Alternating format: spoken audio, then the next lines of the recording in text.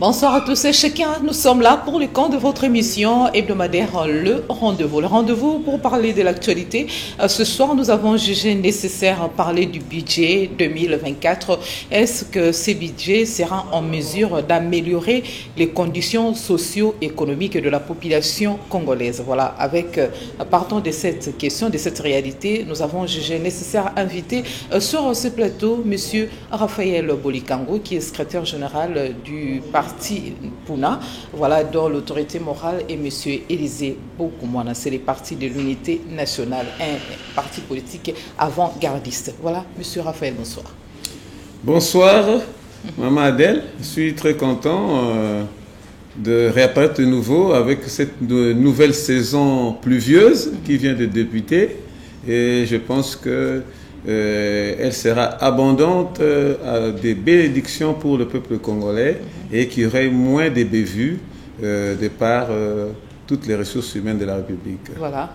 Budget 2024, comme je l'ai souligné, vers une prise en charge accrue des services sociaux de base. Vous, personnellement, vous pensez que ce budget qui est de 18 milliards de dollars américains sera en mesure d'améliorer les conditions socio-économiques de la population congolaise? Maman Adèle, c'est une des questions spécifiques que vous venez de poser par rapport au budget.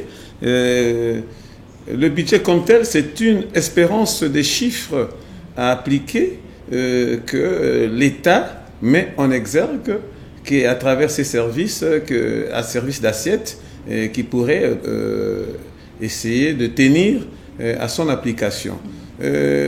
Quand vous dites, maman, que si le budget de la République démocratique du Congo pourra tout contenir, je dirais que pas nécessairement, mais c'est toujours pas à pas que nous pourrons concourir à faire mieux que ce qui a été auparavant. Je vous dirais que nous sommes dans un cadre un peu spécifique parce qu'il faudra que vous sachiez d'abord que nous sommes dans une corrélation des faits qui entre dans une applicabilité, dans ce sens que la loi des finances 2024 a été votée par l'ancien Parlement, à l'ancienne Assemblée nationale, qui a été dévolu au 20 décembre 2023. C'est cette assemblée-là qui avait voté, et le gouvernement Sama Lukonde et l'Assemblée nationale qui était dirigée par le président Bosso, c'est eux qui avaient voté la loi des finances de 2024. Et cette loi est entrée en vigueur déjà le 1er janvier 2024. Et voilà, la loi qui entre en vigueur le 1er janvier 2024 retrouve en passe un autre gouvernement, le gouvernement siminois, qui hérite de la loi de finances du gouvernement Sama Lukonde.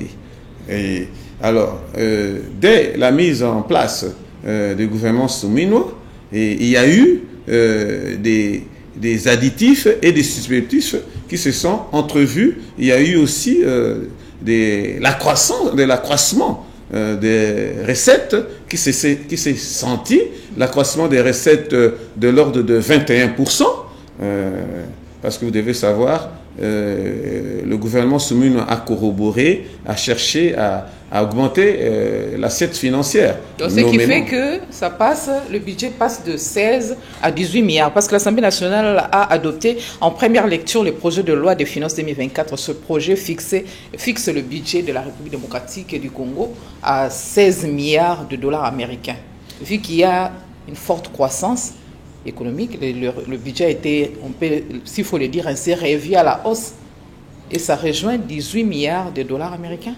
Oui, Madame Mamadel, c'est comme je disais qu'il faudra une corrélation des faits entre le budget voté de 2020 par l'ancien gouvernement Sama Lukonde pour 2024 et son applicabilité par le gouvernement siminois. Et il s'est fait, comme vous dites, il y a eu l'accroissement. Mais il faudra savoir aussi que le gouvernement siminois avait donné son programme d'action gouvernementale quinquennale qui a été étalé sur 90 milliards. Et à raison de 18 milliards par an. Ce qui veut dire que de 2024 à 2028, le quinquennal, il faudra que le budget soit de 18 milliards et que les premiers pas du gouvernement séminois ont donné gain de cause, c'est que le ministère des Finances et du Budget ont, avec les expertises, les services d'assiette, les services publics, ont conjuré à ce que il y a moyen que le budget passe de 16 à 18 000. C'est pour corroborer l'applicabilité aussi du plan quinquennal de 90 milliards présenté par le gouvernement séminois. Et là, je veux dire, dans un cadre de budget, dans le cadre budgétaire à moyen terme, qui prend souvent 24-36 mois, dans le cadre budgétaire à moyen terme, il y a aussi une croissance de 8,4% qui s'est sentie. Donc, ce qui fait que le cadre budgétaire 2024-2026 déjà, donc il y a moyen, il y a des additionnels qu'il faut appliquer pour que la loi, l'exécution du budget soit applicable. Ce qui fait que même il y a eu la réunion du Conseil des ministres lundi où le Conseil des ministres a adopté la loi rectificative des finances 2024 présenté par le ministre des Finances et le ministre du Budget. Maintenant, il reste à la première ministre, avec ses services, de mettre en musique pour qu'ils transmettent ça au niveau de l'autorité budgétaire, qui est l'Assemblée nationale, pour essayer d'adopter ça au niveau de la Chambre basse du Parlement. Voilà ce qui est, en quelque sorte, nous pouvons que saluer ça. Ça augure une nouvelle ère de quinquennat 2024-2028. Qu'est-ce qu'il faut faire exactement pour que la loi relative aux finances publiques soit appliquée à la lettre? C'est un problème d'austérité, un problème d'austérité et d'extérité. C'est-à-dire que le gouvernement, Madame la Première ministre et son équipe doivent être rigoureux dans l'application. Donc, c'est-à-dire, il faudra les services régénérateurs, les services générateurs de recettes, la DGI, la DGDA, la DGRAD, et sans oublier aussi les directions des recettes provinciales, les directions des recettes provinciales. Et oui, je sais que dans le cadre des caisses de péréquation, bon, nous savons qu'il y a des provinces qui sont moins nantis, mais si nous prenons les 3 provinces où il y a l'exploration minière qui répond de l'ascenseur, nous citons la province du Kasaï, la province du Lualaba, la province de Haut-Katanga, avec Sikomine, Miba. Je pense qu'il y a une reprise d'activité. Et bon, le comble, c'est que nous ne pouvons que commencer par les ressources minières. Parce que le gouvernement doit faire le nécessaire pour appliquer le principe de la sincérité budgétaire. C'est les souhaits ardents de plus d'une personne. Oui, ça c'est la transparence, c'est la transparence budgétaire et la transparence financière qui doit être de mise. Voilà, c'est la transparence financière qu'on est toujours en train de vouloir que ça soit en application, parce que c'est là où va aller la sincérité.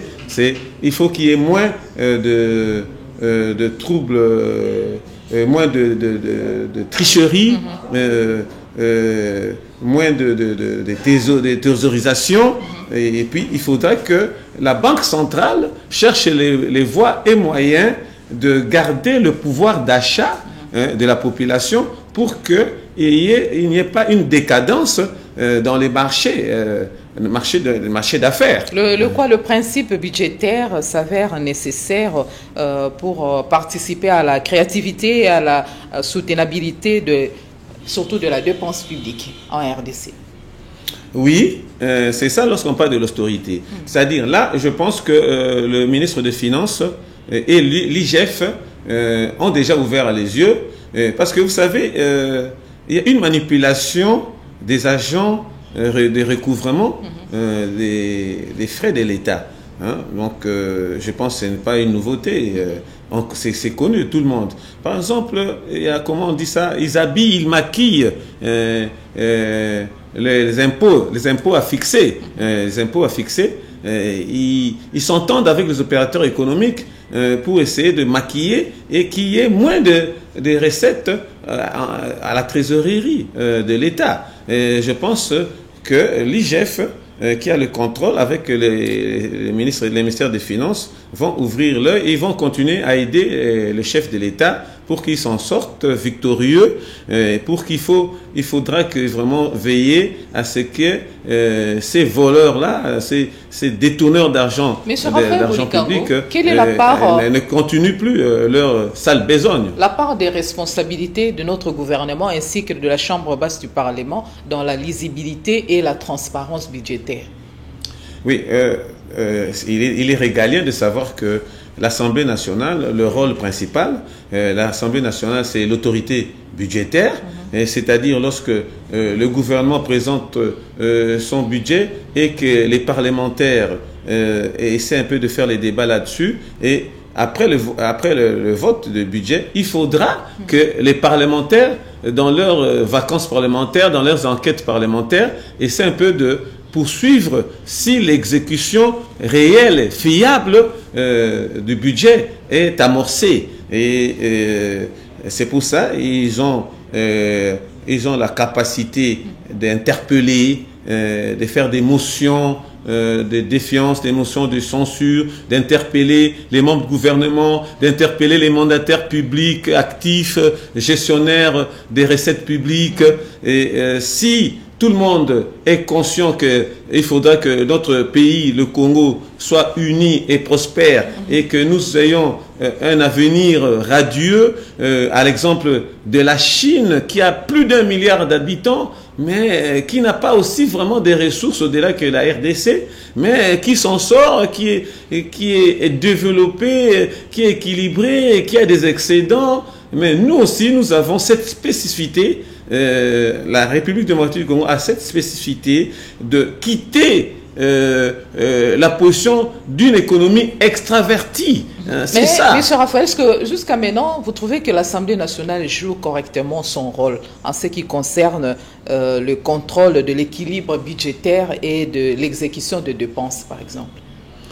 Oui, les parlementaires s'acquittent bien de leurs tâches, mais il faudra que le chef du gouvernement, le chef de l'État, donne les moyens, facilite les parlementaires pour s'acquitter de leurs tâches d'enquête, que leur enquête parlementaire aboutisse et qu'il y ait aussi des décisions, des sanctions positives. Il faudra que la justice s'en saisisse des détourneurs, de tous ces affameurs du peuple. C'est là où le bas blesse.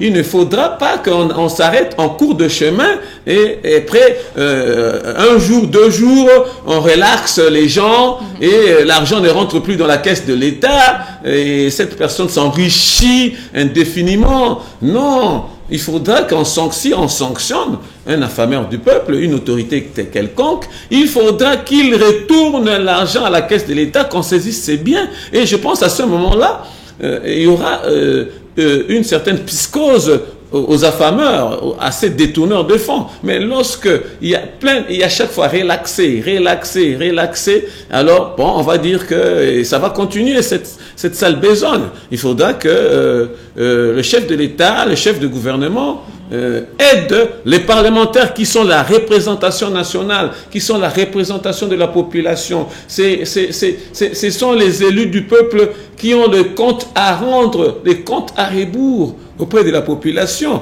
à la fin de leur mandat. Il faut qu'on les facilite. Il faudra aussi que pendant leurs vacances parlementaires, qu'ils s'appliquent, qu'on ne trouve pas des députés pendant les vacances parlementaires, ils sont autre part, ils sont en villégiature, ils doivent être dans leurs fiefs électoraux pour amener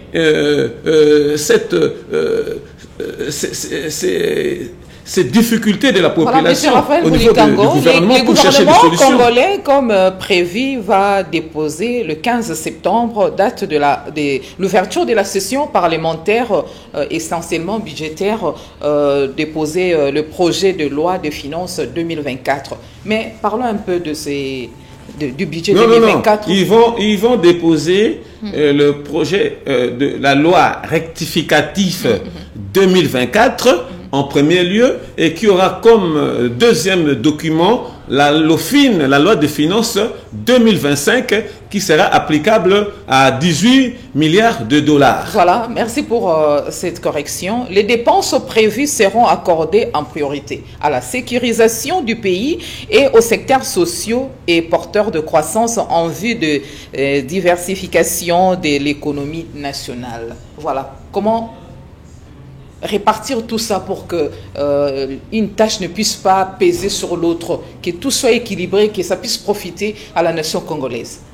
Oui, Mamadel, une belle question. En rétrograde, nous allons revenir au programme d'action gouvernementale quinquennale que Madame la Première ministre Judith Suminwa a déposé et défendu à l'Assemblée nationale, où elle avait vanté les 5 engagements majeurs et les 5 piliers. C'est dans ces libellés que va reposer l'action du gouvernement, c'est-à-dire les besoins sociaux. Il y a le problème de pouvoir d'achat, il y a le problème des fonctionnaires, il y a les problèmes de transport, il y a le problème de l'environnement sain, il y a le problème des soins de santé primaire, et il y a un tas de problèmes. Il y a aussi le problème de la sécurité, le problème de la bonne conditionnalité des éléments des forces armées de la République démocratique du Congo et de la police nationale, qui doit subir vraiment une réforme. Au niveau de la police, il faut une réforme, il faut un renforcement de la capacité, parce que la qualité des éléments de la police commence à laisser à désirer, et il faut qu'on arrête ce dérapage. Vraiment, là, c'est un devoir pour le chef de la police. Au niveau des forces armées de la République démocratique du Congo, les régions militaires doivent être bien dotées, bien aguerries pour que leur agenda première, qui est la défense de l'intégrité, de l'intangibilité des frontières de la République du Congo, qu'il soit à mesure de ça. Je m'en félicite que le chef de l'État et une grande délégation du gouvernement et des mandataires publics se sont déplacés pour la Chine. Et nous savons que la coopération avec la coopération République démocratique du Congo et la Chine a toujours été une coopération fructueuse depuis Maréchal Mobutu. Moi, je dirais même que nos aïeux, Papa Bolikango, il s'est fait que dans ses interventions dans les années 60, il n'a pas mâché les mots pour dire que la République démocratique du Congo doit se développer à l'exemple de la Chine, à l'exemple de la France. Vous voyez, à l'exemple de la France par rapport à la technicité, à l'exemple de la Chine par rapport à contenir cette masse. Vous savez que la masse, la jeunesse, c'est un outil de croissance, de développement. C'est une main-d'œuvre abondante que nous avons ici. Et je pense que avec Mobutu Ake na Chine Akutai na Mao, nous avons vu une recrudescence des activités, de la relance de la production agricole. Et je pense avec la Chine, moi je compte que ils ont tablé sur la coopération agricole, sur la fluidité des transports. Il faudra, avec la Chine qui a plus d'1 milliard de gens, mais il y a la fluidité, la ceinture de la Chine. C'est que nous voulons aussi en République démocratique du Congo. Mamadel, vous quittez Kinshasa, vous allez au Kasaï, donc pour qu'il y ait la fluidité des transports, et à ce moment-là, ça va booster l'économie. Merci parce que tout le monde de n'importe quel recoin dans le milieu rural sera en mesure d'évacuer sa production et aussi d'être en intelligence avec le programme du gouvernement. Raphaël Bolikango, laisse-moi rappeler aux téléspectateurs que nous parlons du budget 2024 vers une prise en charge accrue de services sociaux de base en République démocratique du Congo. Dans les projets de budget 2024, les prévisions adoptées sont relativement bien réparties entre les dépenses et les fonctionnements et celles d'investissement, vous trouvez? Oui, vous savez, madame, quand nous parlons d'investissement, il y a l'investissement des étrangers. Les investissements des nationaux, ça ne suffit pas. Parce que les nationaux, nous devons toujours recourir à la main-d'œuvre qualifiée et à la technicité des investisseurs étrangers, surtout en matière des infrastructures, en matière des engins. Nous ne produisons pas des engins. Nous devons toujours être en collaboration avec les investisseurs étrangers. Mais quant à cela, il faudra une sécurité juridique des investisseurs. Les frais de fonctionnement sont majoritairement consommés par les responsables de services de foi. Mais c'est là, il faudra que, pour la République, il faudra consolider la sécurité juridique d'investisseurs pour essayer un peu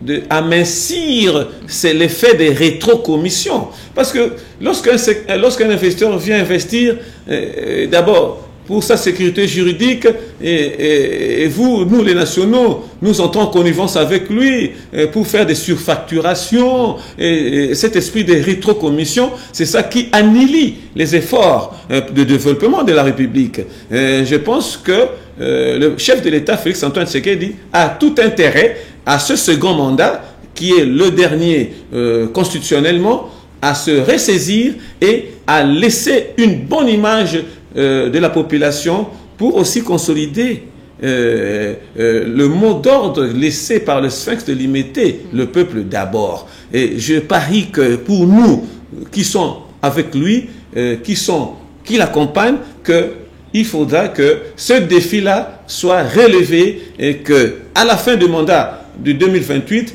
que ne fût-ce que un brin de peuple d'abord soit ressenti par la population. Voilà. Et pour le développement, le programme de développement de 145 territoires, ça devait se passer comment? Voilà, parce qu'on sait que ces programmes visent à enclencher les développements à la base. Maman Adèle, là, vous entamez encore un cas qui coule, qui fait couler l'encre. On ne peut pas s'en passer de ces projets d'envergure. Hein, parce que vous savez, maman Adèle, c'est bon, c'est très bon, c'est une projection, projection des 145 développements local des 145 territoires. Mais il faudra savoir, maman, les Congolais sont restés sur... nous sommes sur notre soif. Voilà. Nous sommes sur notre soif pour voir la réalisation de ce projet. Mais c'est un projet à réaliser. Mais il faudra savoir d'où viendront les moyens. Les moyens pour réussir ce projet de 145 territoires ne proviennent pas à 100% de nos ressources. Nous recourons aux ressources étrangères des organismes internationaux. Je vous parle de la PNUD. Hein. Il y a la PNUD qui est dans cette affaire des 145 territoires. Il y a INOPS qui est dans cette affaire des 145 territoires. Il y a aussi la BSECO. Mais chacune de ces structures a ses modalités d'applicabilité. Je prends par exemple le cas de la BSECO. La BSECO, quand vous avez le marché avec la BSECO a les moyens, il vous donne les moyens et vous entrez directement sur le terrain avec les moyens des BSECO. Et les productions de chaque province ne peuvent pas permettre l'exécution de ces projets sans embâche. Non, maman, là je veux revenir. Les ressources au niveau provincial. Les prouesses des régies financières, les répartitions ne peuvent pas aussi servir plutôt au développement de provinces respectives. Je reviens, maman, mais je réponds directement là. Quand vous dites là, il y a une inadéquation de production de recettes des 26 républiques. Il y a certaines provinces, surtout les provinces minières, qui ont des recettes. Je venais de citer les provinces du Kasaï, les provinces du Lualaba et les provinces du Okatanga, qui pour le moment, ils sont en accroissement de leurs recettes, même au niveau des taxes, des taxes provinciales, parce que il y a l'exploration, l'exploitation des mines qui est du tic au tac. Mais il y a des autres provinces où il y a la production agricole et l'élevage qui est toujours au niveau rabais. Mais j'avais terminé. Donc, on peut parler d'une allocation plutôt budgétaire insuffisante pour soutenir les productions locales. Pour les productions locales, maman, là je vous dirais, la lutte au niveau du gouvernement central, c'est d'abord qu'il y ait une autonomie au niveau des recettes des provinces, que chaque gouverneur soit autonome dans la gestion de ses administrés. C'est-à-dire, il doit chercher les moyens à être équilibré. Mais il ne sera pas, il ne sera pas ainsi, maman. Parce que, particulièrement pour les provinces à vocation agricole, il y a l'exonération. Il y a l'exonération des produits et aussi, il y a aussi le coût. Parce que si vous avez, par exemple, maman, si vous avez 100 kilos de maïs, vous venez de l'Équateur, vous avez 100 kilos de maïs et quelqu'un qui a 100 kilos de cobalt, vous voyez, il y a déjà une différence de recette. C'est pour ça que j'allais revenir, maman, excusez-moi, je reviens par rapport à ce que vous allez parler du programme de 145 territoires. Parce que, maman, chez moi, au Grand Équateur, ça fait couler l'encre. C'est pour ça que j'allais vraiment faire un petit détail là-dessus. Il y a différentes... Il ne faut pas qu'on accule des gens. Mais, M. Raphaël, on sent vraiment qu'il y a une allocation insuffisante pour le développement de certains territoires. Mais non, maman, il y a eu un programme de PEDEL de 145 territoires. Nous devons nous comprendre là. C'est pas que je voudrais revenir. Le programme de PEDEL de 145 territoires n'est pas financé par les provinces. C'est financé par le gouvernement de la République en partenariat avec les institutions et organismes internationaux. Maman, permettez-moi, laissez-moi un peu 5 minutes là pour dire. Je revenais. BESECO à l'argent, BESECO finance et vous allez directement sur le terrain. Mais si vous avez le contrat de PNUD, dans le cas des 145 territoires, il y a même quelques-uns qui sont même dans l'abandon de cette charge parce que le PNUD, pour avoir le contrat de PNUD, maman, il faut faire un préfinancement de 20%. Si vous êtes dans un contrat, par exemple, de 6 millions, 6 millions, par exemple, on me dit le territoire de Bassankoussou ou bien le territoire de Bungandanga, il doit avoir tel montant. Mais je vous dis, si vous êtes avec la PNUD, vous devez, celui qui a le marché de la PNUD doit préfinancer. Mais vous comprenez, préfinancer. C'est-à-dire, si c'est un marché de 6 millions, vous devez sortir votre argent, le 20%. 1,2 million, vous versez à la PNUD et vous faites les cabanes, donc c'est-à-dire les chantiers, et ils viennent révisiter ça, contrôler, et ils vous donnent 20%. Et vous faites les travaux. Les pays comptent sur l'aide extérieure. C'est difficile. Pour laquelle, jusqu'à maintenant, l'exécution de ces projets de développement de 145 la PNUD ne suit pas. De plusieurs mots. Maman, je vous dis, la population doit savoir que la PNUD ne fait pas suivre l'argent auprès des traitants, des traitants, des sous-traitants à temps réel. C'est ça où la population essaie un peu de se retourner de se retourner abusivement, indûment contre ces opérateurs économiques qui ont des marchés d'exécution de PEDEL de 150 territoires. C'est difficile lorsque vous avez le contrat de PNUD, maman. Avec le contrat de PNUD, vous n'avez que le repos que lorsque vous avez terminé tout le contrat. Mais ça dit, c'est comme on dit, les sapunda, punda les ça c'est PNUD. Ce n'est pas comme BESECO et INOPS, ils vous donnent l'argent, vous allez travailler, ils vous donnent l'argent, vous allez travailler. Mais la PNUD, il vous dit, faites sortir votre propre argent et puis ils viennent en rescousse jusqu'à la fin. Maman, c'est ça ce que j'allais mettre au point parce que ça fait beaucoup couler l'encre. Il y a une différence entre les contrats de PNUD et de BESECO. Nous allons évoluer. Budget 2024, quelle est la part du secteur de la santé, de l'agriculture et de l'enseignement? Oui, maman, du côté de la santé, il y a des pas encore à faire. Il y a la couverture de santé universelle dans le programme visé par le chef de l'État. Ça va à petits pas. On a parlé de la maternité gratuite, on a parlé de certaines...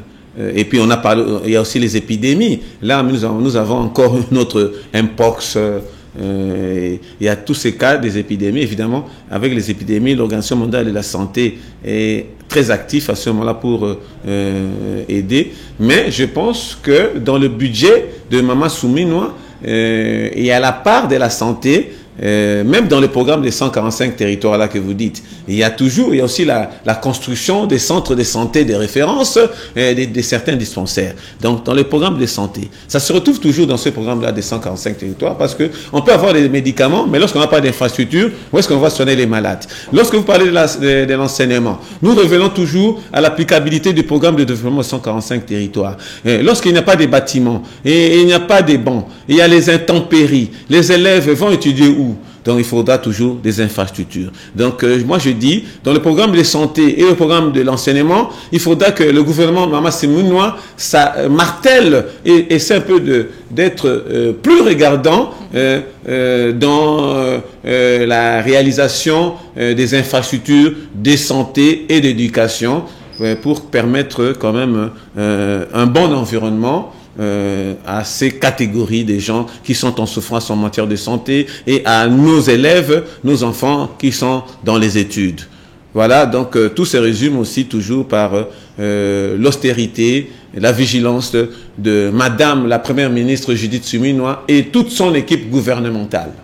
Voilà, si le gouvernement congolais se félicite de l'accroissement des recettes, donc il y a clairement une perte de revenus, il y a une perte de revenus en 2023. Oui, maman, absolument. Je pense que ce n'est pas seulement 2023. C'est une cadence qui a pris du terrain au fil des années, mais on doit essayer de briser ces cadres malveillants. Les francs congolais, c'est fortement déprécié. Ah oui, jusqu'à 29 2900 francs. C'est malheureux pour par rapport la population. Aux prévisions initiales. Oui, oui. Et par rapport aux prévisions, voilà, ça touche toujours le panier de la ménagère.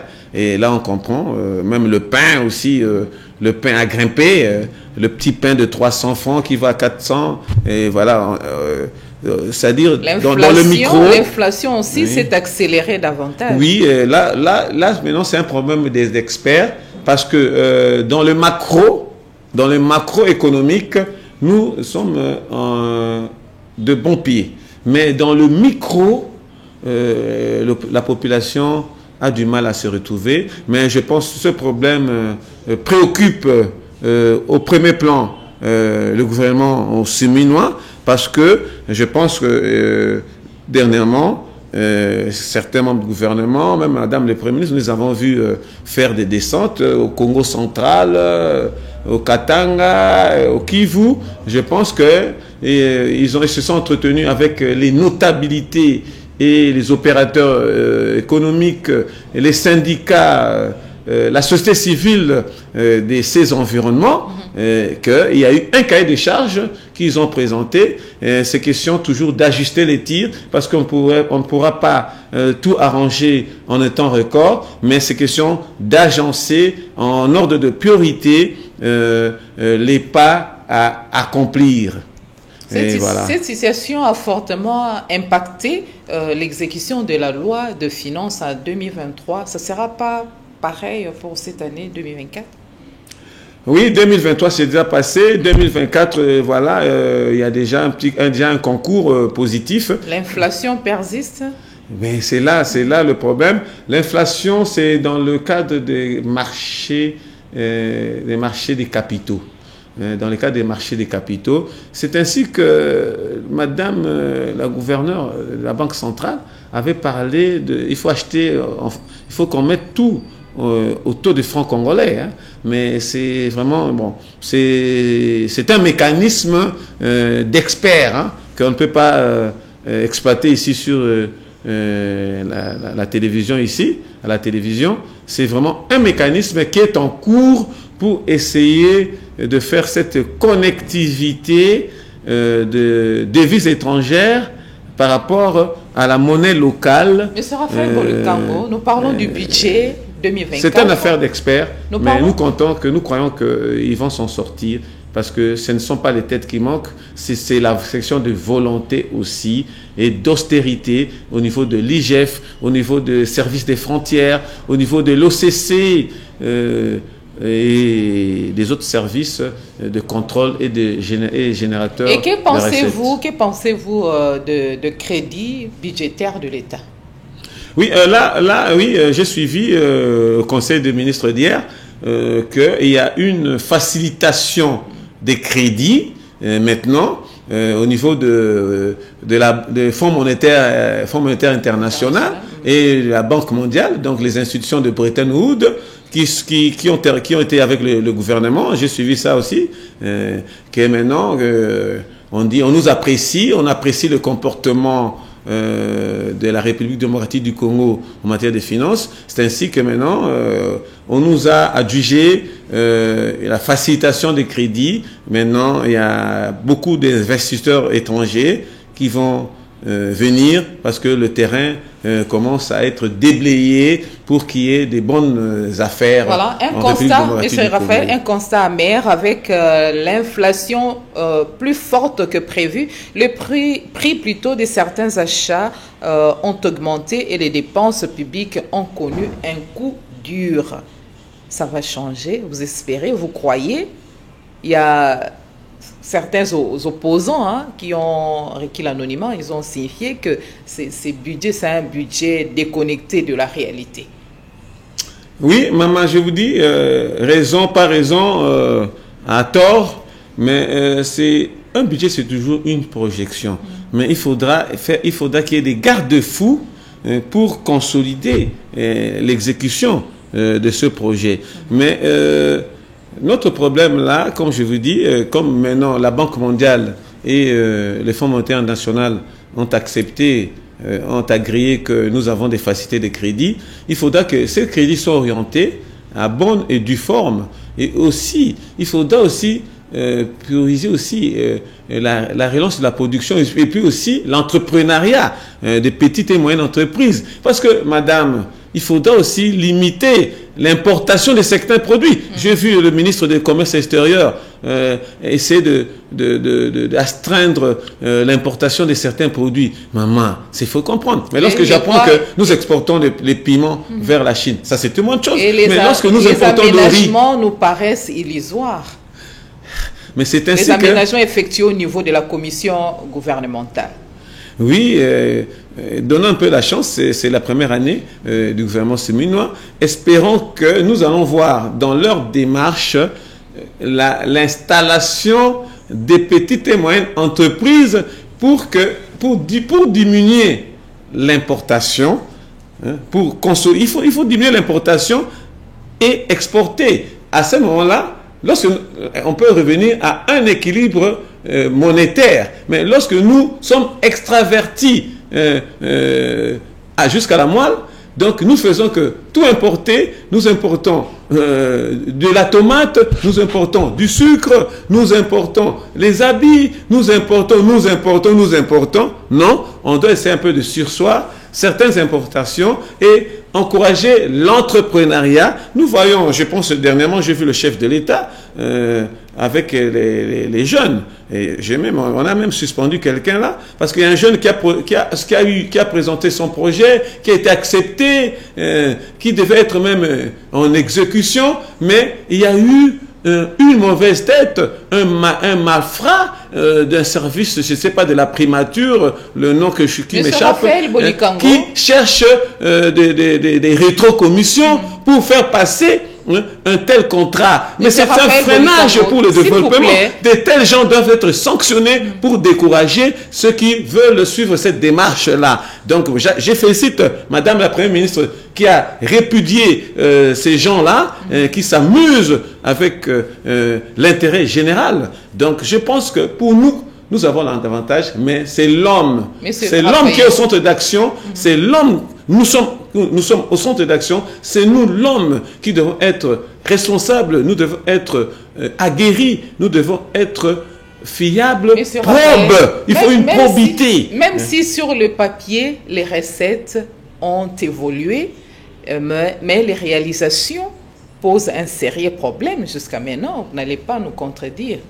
C'est pour cela, maman, je suis toujours de votre avis. C'est pour ça que je viens de dire que c'est un problème d'homme. Donc ici, nous avons un problème d'homme à la gestion de la République. Je pense que l'IGF, le chef de l'État, le gouvernement central, les services judiciaires, il faudra aussi qu'eux soient d'abord exemplaires. Si à leur niveau, la justice ne marche pas, si à leur niveau, l'inspection générale des finances ne fonctionne pas bien, si au niveau du gouvernement, si au niveau des services régionaux des recettes, les gens ne prennent pas conscience, ils sont tentés d'empocher abusivement et contre tout avenant les intérêts de la République, je pense que c'est toujours un problème d'homme. Donc il faudra que le chef de l'État tape là-dessus. C'est pas pour rien que Félix-Antoine Tshisekedi, nous avons hérité de papa Étienne Tshisekedi, le peuple d'abord. Donc le peuple qui ne marche pas avec le peuple est contre le peuple. Et vous savez aussi, madame, sur le point historique, vous savez, on dit quoi? Un peuple sans repère se perd. Donc, alors que nous, le peuple congolais, nous ne devons pas être un peuple sans repère. Parce que nous avons notre repère. Je reviens d'une manière même culturelle, maman. À l'époque de Maréchal Mobutu, nous avons une spécificité. Lorsque nous identifions Zaïrois. Quand vous allez partout au monde, quand vous voyez celui en Abakos là, ça c'est un Zaïrois. Mais maintenant là, quelle est notre spécificité lorsque nous allons dans les rencontres? 2024 à l'épreuve de la sincérité et de la transparence. Parce que nous sommes presque à la fin de notre émission. Vous êtes secrétaire général du Parti de l'Unité nationale Puna. Un peu de mots, comment on peut connaître la santé de votre formation politique et un petit message par rapport aux sujets qui dérangent, des sujets qui défraient la chronique, il y a insécurité, ce qui s'est passé par-ci, par-là. Vous inspire quoi un peu des mots pour clôturer l'émission? D'abord, il ne faut pas toujours être regardant par rapport aux mots qui nous rangent, mais je vais d'abord féliciter nos joueurs de léopards, les léopards. Quand même, le sport aussi, c'est un ministère de la République démocratique du Congo. C'est un sport roi, le football, et avec l'entraîneur des sabres et toute la nouvelle génération qui est en train... C'est pas très tôt de le féliciter? Non, madame, vous savez que lorsque nous avons... ça n'a jamais été encore depuis ces derniers temps que nous ayons 6 points sur 6. Donc nous félicitons l'équipe des sabres et que nous appuyons nos jeunes joueurs de léopard de ne pas baisser les bras, d'aller de l'avant. Le chef de l'État, je pense le chef de l'État par le biais du ministre des Sports, Didier Boudimbo, je pense que les joueurs vont avoir leur argent et ils vont se mettre dans les bonnes conditions. En ce qui concerne l'insécurité, madame, là, nous remontons à la justice. Un cadre de l'ICD a été froidement abattu. Nous sommes à la fin, voilà. Oui, dans le cadre de l'insécurité, nous appelons seulement les autorités de la République, ceux qui sont concernés en matière de justice, en matière de ordre public, de prendre ça en branle-bas, parce qu'il faudra que le peuple vive dans la paix, l'unité, pour qu'il y ait un travail. Voilà, c'était un plaisir énorme d'échanger avec vous, M. Raphaël Bolikango, secrétaire général du Parti de l'Unité nationale Puna, dont l'autorité morale et le vice-ministre du budget, Élisée Bokoumana. Vous avez pris l'émission en cours, c'est pas un problème. La rediffusion, c'est les samedis à 13h, heure de Kinshasa. Merci à la chaîne de référence Antenne pour ces programmes. Merci aux preneurs de vue et merci à vous, fidèles téléspectateurs, de nous avoir suivis avec attention et intérêt. Et nous comptons vous retrouver très prochainement pour un autre numéro. Une très belle soirée à tous et chacun.